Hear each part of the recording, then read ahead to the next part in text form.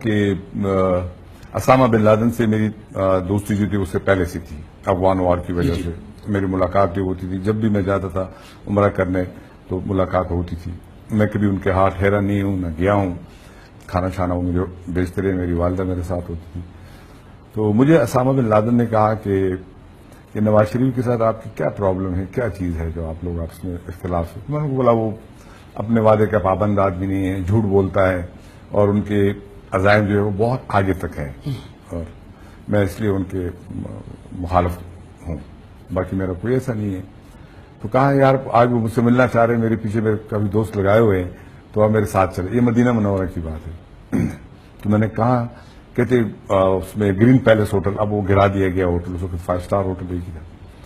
تو میں نے کہا نہیں میں نہیں جاؤں گا، کیونکہ میاں صاحب سمجھیں گے کہ اگر کوئی آپ نے نہ کر دی یا انکار کر دیا تو وہ سمجھیں گے کہ میں نے آپ کو منع کیا ہے. تو کہا اچھا چلے آپ ایسے کریں کہ وہ تو کافی بڑا ان کا وہ ہے، وہ جو کیفیٹیریا ہے، تو آپ وہاں کسی جگہ پہ بیٹھ جائے، آپ وہاں پہ ہوں. تو میں اپنی والدہ کو بھی لے گیا تھا.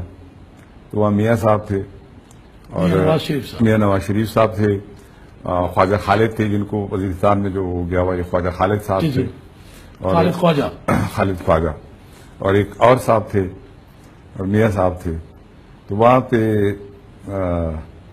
میاں صاحب نے جس طریقے سے ان کو رام کیا تھا، مجھے ابھی تک یاد ہے، ان کے ایکشن بھی مجھے یاد ہے کہ جس طریقے سے بالکل ہی مطلب کچھ کرنے جو بھی تھا اس کے لیے وہ تیار تھے. ان کے پاؤں پہ یہاں پہ ہاتھ لگایا تھا. اور اسامہ ناراض ہو گئے تھے جب مجھے یہ آواز آئی کہ آئی لو آلسو جہاد. نواز شریف نے کہا، چونکہ ان کی انگریزی میری طرح ہے تو اس پہ اسامہ بہت سخت ناراض ہو گئے. اچھا. تو پھر یہ انہوں نے کہا کہ اب صرف سارے مائی باپ ہو. یہ مجھے یہ لفظ ابھی تک یاد ہے. ان کے جہاد کے پیار کرنے پہ یا لو جہاد کے اوپر ناراض کیوں ہوئے؟ کیونکہ آئی آلسو لو جہاد میرا خیال ہے انگریزی میں اس طرح نہیں بولا جاتا ہے، جو انگریزی والے کہتے ہیں، مجھے تو اتنا نہیں پتا. تو خیر رات کو ہماری ملاقات ہوئی اسامہ کے ساتھ. اسامہ نے بتایا کہ وہ کشمیر اور افغان جہاد کے لیے ان کے بہت بڑے عزائم ہیں اور اپنا بھی بہت کچھ خرچ کرنے کے لیے تیار ہے. تو میں نے ان کو ہاں کر دیا ہے 150 ارب روپے کا. 1989 کی بات ہے. جی ہاں. تو 1.5 ارب روپیہ میاں نواز شریف صاحب نے اسامہ بن لادن سے لیے تھے جو جہاد کے نام پر تھے، اور وہ اس میں 27-28 کروڑ روپے بے نظیر بھٹو شہید کے خلاف ووٹ آف نو کانفیڈنس میں خرچ کیا تھا. جو پیسے لیے وہ محترمہ بے نظیر کی گورنمنٹ ٹاپر کرنے پہ لگائے گئے. وہ 27 کروڑ لگائے تھے. تو باقی 1 کروڑ جو ہے 1 کروڑ 24 لاکھ یا 25 لاکھ جو ان کا بندہ تھا وہاں مدینہ میں ہی کھا گیا تھا. اچھا. اور 1 کروڑ ایک اور ساتھی ان کا کھا گیا تھا. باقی پھر ان کے تھے. اب مجھے پتہ نہیں انہوں نے کیا کیا ہے.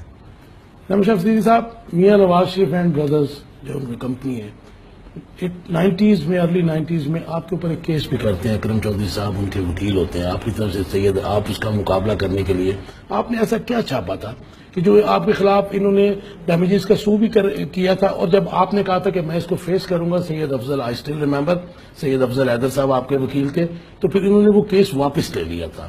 وہ قوم ہمارے ویورز کو بتائیے کہ آپ نے ایسا کیا فرنٹیئر پوسٹ میں 90s کی سیاست میں، جس میں بڑی پولرائزیشن تھی، جس میں حکومتوں کا بڑا جبر تھا، آپ کو یاد ہے، تو اس میں آپ نے ایسا کیا چھاپا تھا؟ وہ ایسے ہوا تھا کہ میاں نواز شریف صاحب جیسے ہی پرائم منسٹر بنے تو ان کے 2-3 کام بڑے، آج بھی آپ ان کو دیکھ سکتے ہیں، اس کے ثبوت موجود ہے، زمین پر موجود ہے کافی بڑی شکل میں.